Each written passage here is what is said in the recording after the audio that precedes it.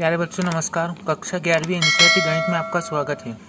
आज की इस वीडियो में हम कक्षा 11वीं गणित की प्रश्नावली 1.2 के प्रश्न क्रमांक 1 से 3 तक के प्रश्नों को हल करेंगे।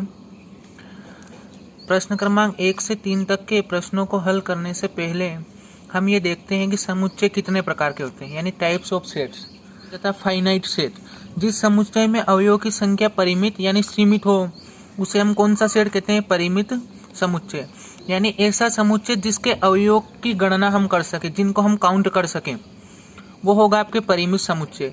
फॉर एग्जाम्पल ये लिखा है अंग्रेजी वर्णमाला के अक्षरों का समुच्चय।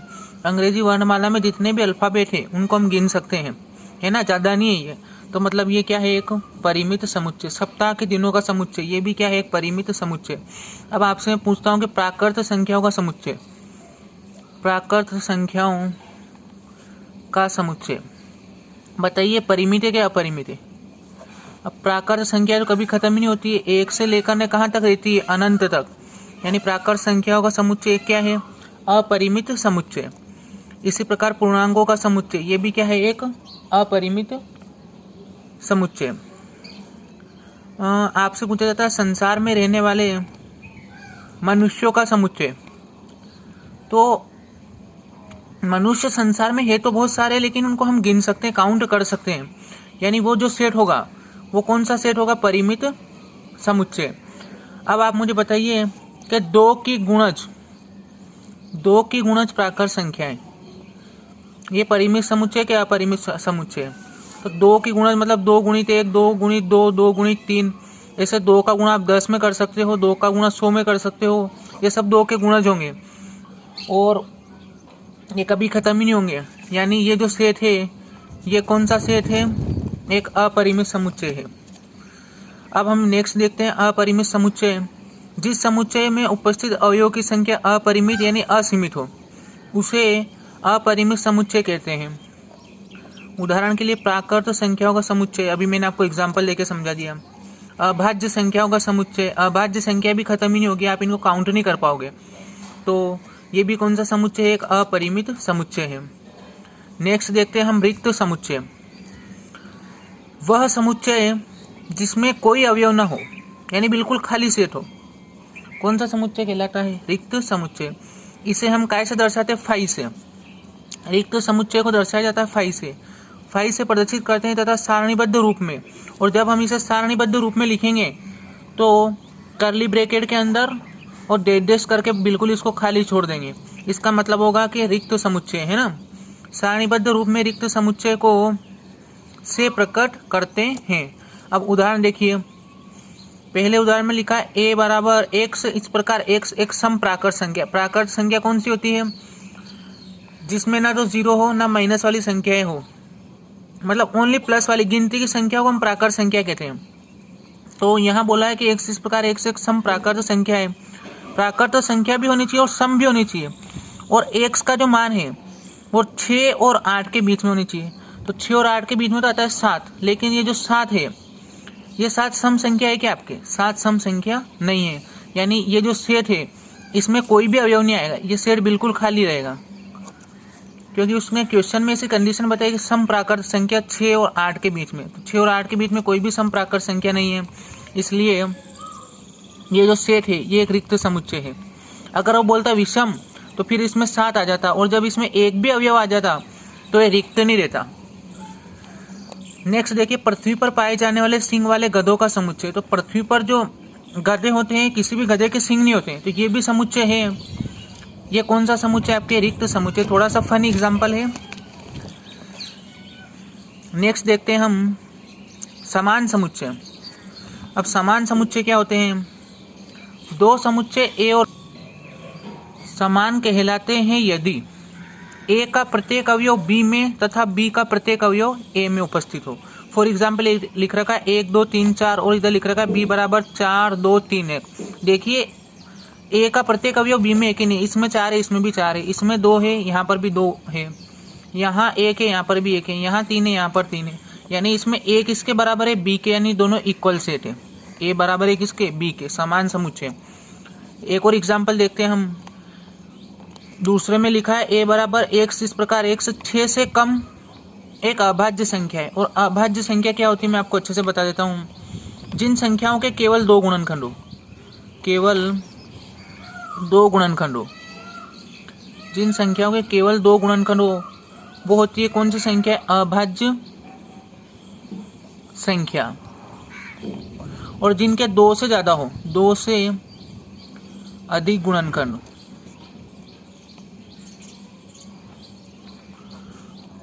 वो होती है आपके भाज्य संख्याएं।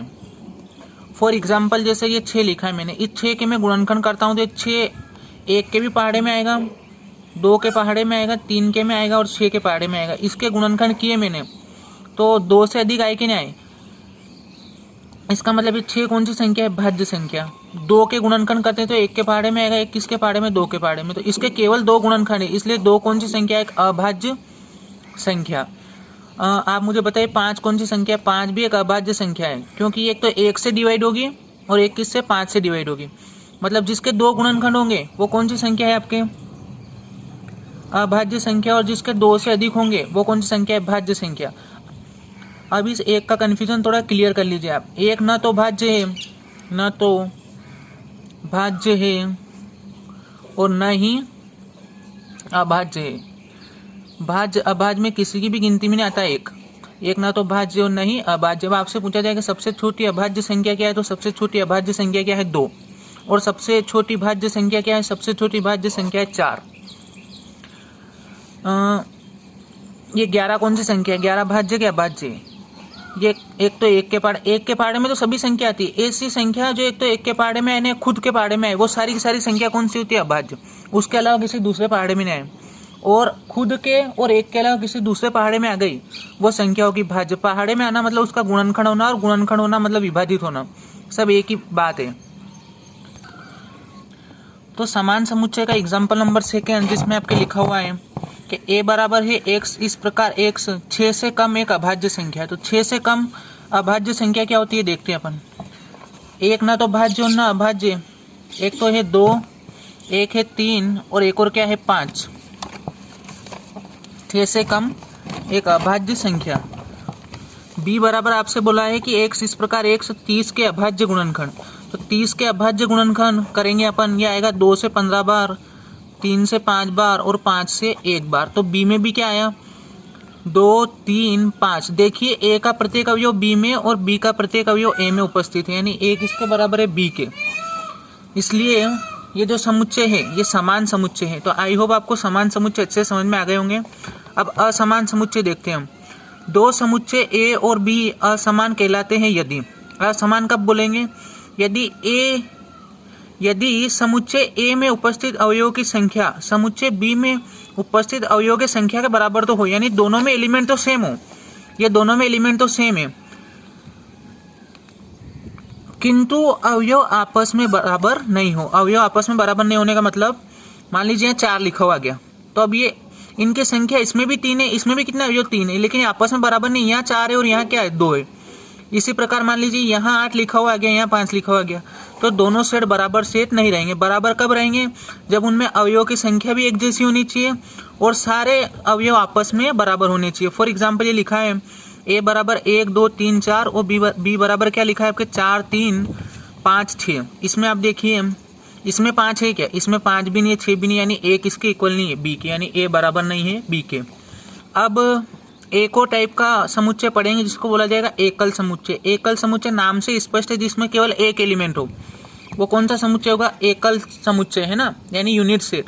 वह समुच्चय जिसमें केवल एक अवयव हो एकल समुच्चय कहलाता है।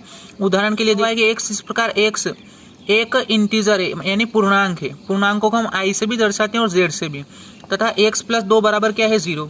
तो इस x प्लस 2 बराबर 0 का अपन हल करेंगे तो आएगा x बराबर कितना? -2। अब यानी इस वाले सेट में कितने अवयव है? ओनली एक अवयव है, इसलिए कौन सा समुच्चय? एकल समुच्चय।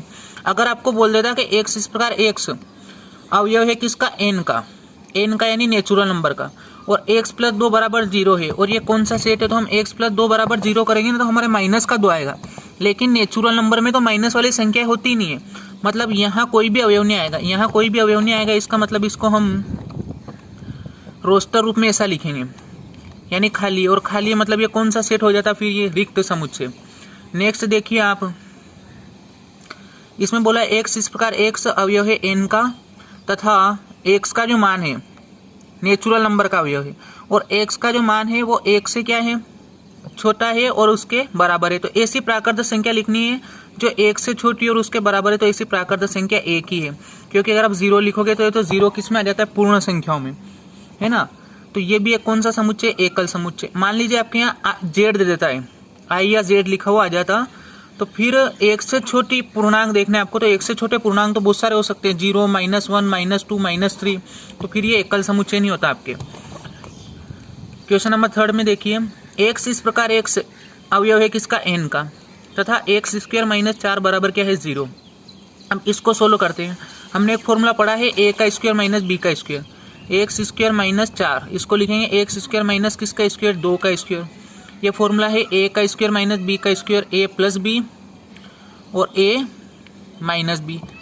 ये a का मान है किसका है, b का। एक बार इसको प्लस में लिख दो तो आ जाएगा x प्लस 2 x माइनस 2, यानी एक आंसर तो आएगा आपके x प्लस 2 बराबर रखेंगे 0, तो x बराबर क्या आएगा, -2, और x माइनस 2 बराबर रखेंगे 0, तो x बराबर क्या आएगा, 2।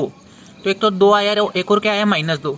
इसमें 2 अवयव आ रहे हैं, लेकिन यहाँ क्वेश्चन में देखो x के इस समुच्चय में वो मान लिखने जो कौन सा नंबर हो, नेचुरल नंबर, और इसमें से नेचुरल नंबर में -2 तो आ ही नहीं सकता है, ओनली क्या आएगा, 2, इसलिए इसमें क्या आ गया, 2, इसलिए एकल समुच्चय है। बट यहाँ ऐसा बोलता कि जो x इस प्रकार x वो एक पूर्णांक के अवयव है, तो फिर ये -2 भी आता और 2 भी आता, और ये जो सेट है ये एकल समुच्चय नहीं रहता। आई होप आपके एकल समुच्चय अच्छे समझ में आ गया होगा। अब हम इसकी प्रश्नावली 1.2 के कुछ क्वेश्चन को सोल्व करते हैं। इसके प्रश्न क्रमांक 1 में लिखा हुआ है कि निम्नलिखित में से कौन से रिक्त समुच्चय के उदाहरण है। बताइए कौन कौन से रिक्त समुच्चय के उदाहरण है, तो बताते हैं हम। पहला है आपके पास 2 से भाज्य विषम प्राकृत संख्या का समुच्चय। ऐसा समुच्चय है जो 2 से भाज्य भी हो और विषम हो। बताइए ऐसी कोई संख्या है जो 2 से भाज्य और विषम प्राकृत संख्या है। तो आपको एक भी ऐसी संख्या नहीं मिलेगी जो 2 से विभाजित होगी और विषम होगी, क्योंकि 2 से विभाजित तो वही होगी जो 2 के पहाड़े में आएगी, और विषम संख्या 2 के पहाड़े में नहीं आएगी। इसका मतलब ये कौन सा समुच्चय आपके, रिक्त समुच्चय। ये रिक्त समुच्चय का उदाहरण है। इसका सेकेंड क्वेश्चन देखिए आप, सम अभाज्य संख्याओं का समुच्चय।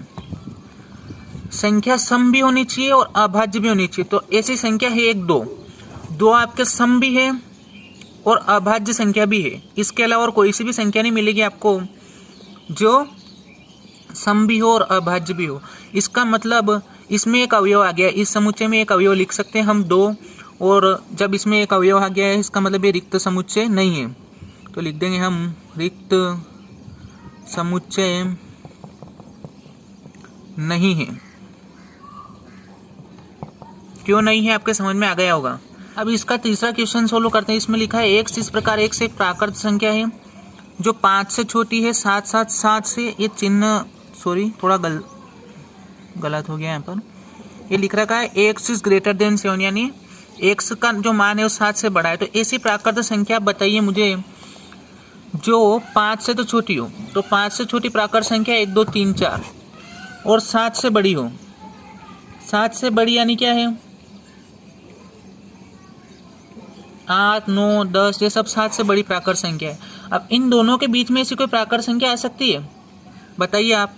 बिल्कुल नहीं आ सकती है। ऐसी कोई प्राकृत संख्या नहीं है जो आपके 5 से तो छोटी हो और 7 से बड़ी हो। इसका मतलब ये जो समुच्चय है ये एक रिक्त समुच्चय है। रिक्त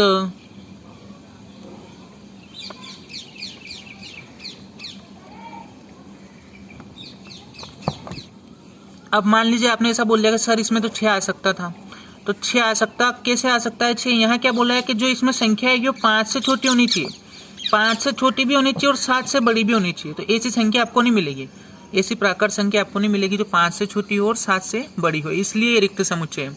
नेक्स्ट देखिए, y इस प्रकार y किन्हीं भी 2 समांतर रेखाओं का उभयनिष्ठ बिंदु है। 2 समांतर रेखाएं कभी भी एक दूसरे को प्रतिच्छेद नहीं करती, आपने पढ़ा होगा। समांतर रेखाएं क्या होती है, जो आपस में कभी एक दूसरे को प्रतिच्छेद नहीं करती, और जब वो प्रतिच्छेद नहीं करेगी तो उनका कोई उभयनिष्ठ बिंदु होगा ही नहीं, है ना। इसका मतलब ये जो सेट है आपके, ये भी कौन सा सेट है, एक रिक्त समुच्चय है, रिक्त समुच्चय है। अब इसका क्वेश्चन नंबर 2 देखते हैं।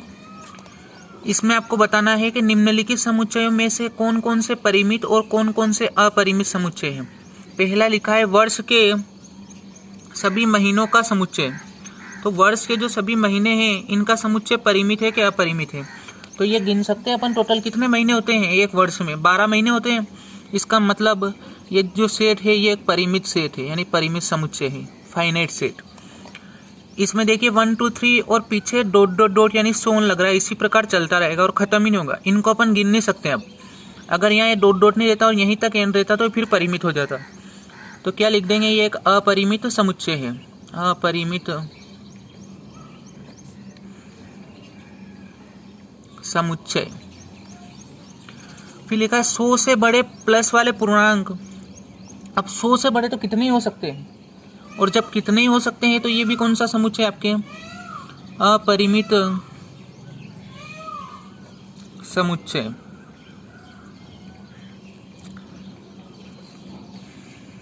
नेक्स्ट देखिए आप, इसमें लिखा है 1 2 3 और 99 और 100, ये परिमित है क्या अपरिमित है। 100 तक की गिनती है तो परिमित है, तो ये लिख देंगे हम परिमित समुच्चय।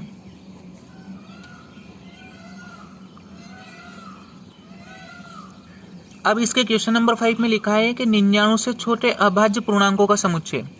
तो ये भी आप काउंट कर सकते हो, 99 से छोटे, ये भी क्या है, एक परिमित समुच्चय। लिख लेना आप यहाँ परिमित समुच्चय।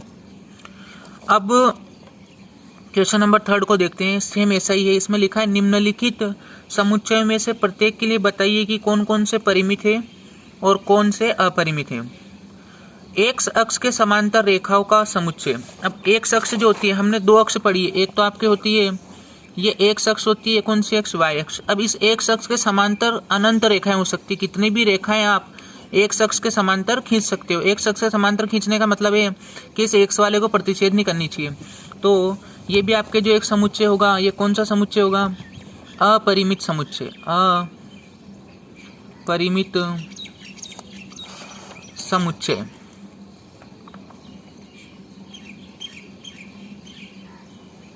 अपरिमित समुच्चय। नेक्स्ट लिखा है अंग्रेजी वर्णमाला के अक्षरों का। ये हमने उदाहरण में इसकी डिस्कस कर ली एक बार। ये गिन सकते हैं अंग्रेजी वर्णमाला के अल्फाबेट्स। तो ये एक परिमित सेट है ना, ये है परिमित समुच्चय। नेक्स्ट है आपके उन संख्याओं का समुच्चय जो 5 की गुणज है। अब 5 की गुणज तो अनंत तक हो सकती है, 5 गुणित 10, 5 3 15, ऐसे खत्म ही नहीं होगा। 5 गुणित 100 भी हो सकता है, 5 गुणित 1000 भी हो सकता है, 5 गुणित 10,000 भी हो सकता है। तो जब ये खत्म ही नहीं होंगे, इसका मतलब ये जो सेट है ये क्या है, एक अपरिमित समुच्चय है, अपरिमित समुच्चय। नेक्स्ट देखिए आप, पृथ्वी पर रहने वाले जानवरों का समुच्चय। ये है तो बहुत सारे पर काउंटेबल है, इनको हम गिन सकते हैं। जैसे मैंने भी आपको बताया था कि संसार में रहने वाले मनुष्य, तो वो काउंट तो हो सकते हैं। इसका मतलब ये जो सेट होगा ये कौन सा होगा, आपके परिमित।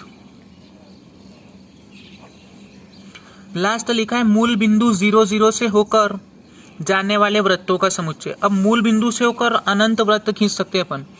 जैसे ये आपका मूल बिंदु है, अब यहाँ से होकर हम ये सर्कल ड्रॉ कर दिया हमने, एक ये कर दिया, एक ऐसे ये सर्कल बना दिया है ना, एक ऐसे ये सर्कल बना दिया। ऐसे बहुत सारे सर्कल हम कहाँ से खींच सकते हैं, जो ओरिजिन है उससे। इसका मतलब ये भी सेट कौन सा होगा, एक अपरिमित। बहुत सारे का मतलब अपरिमित हो ही गया है, अपरिमित समुच्चय। तो आई होप आपको ये तीनों क्वेश्चन बहुत अच्छे समझ में आ गए होंगे। अगर आपको हमारी वीडियो पसंद आती है तो आप हमारे वीडियो को लाइक करें और हमारे चैनल को सब्सक्राइब कर दें, ताकि आगे आने वाली वीडियो की नोटिफिकेशन आपको मिल जाए। धन्यवाद।